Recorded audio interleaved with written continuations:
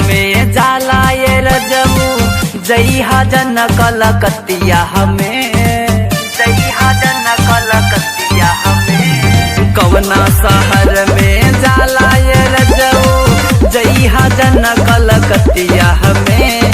सुनले बानी फहसावे बंगलिनिया, सुनले बानी फहसावे बंगलिनिया। अपना मीठी मीठी बतिया हमें सुनले बानी फहसावे बंगलिनिया। अपना मीठी मीठी बतिया हमें।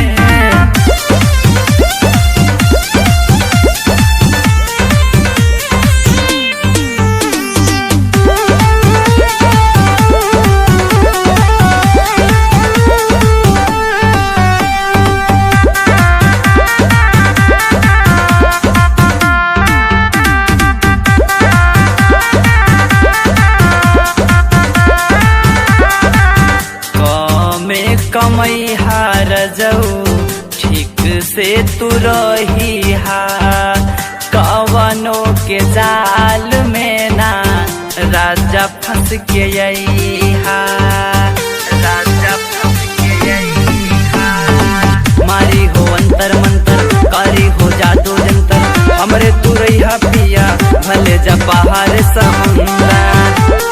हंस बतियाई ली फसाई भरल बाई है मतिया में, हंसी बतियाई ली फसाई भरल बाई है मतिया में।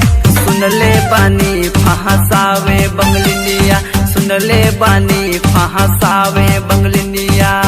अपना मीठी मीठी बतिया में सुनले बानी फहसावे बंगलिनिया। अपना मीठी मीठी बतिया हमें।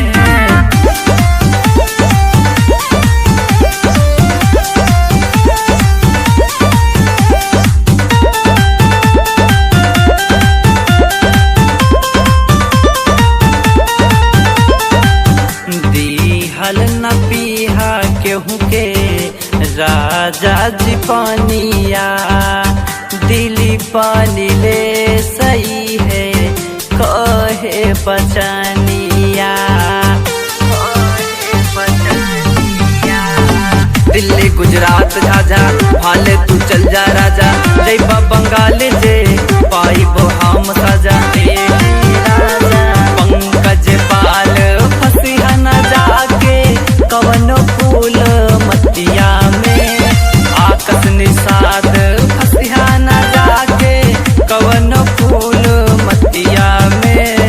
सुनले बानी फहसावे बंगलिनिया, सुनले बानी फहसावे बंगलिनिया। अपना मीठी मीठी बतिया में सुनले बानी फहसावे बंगलिनिया। अपना मीठी मीठी बतिया हमें। अरे तेरे दिल की भावना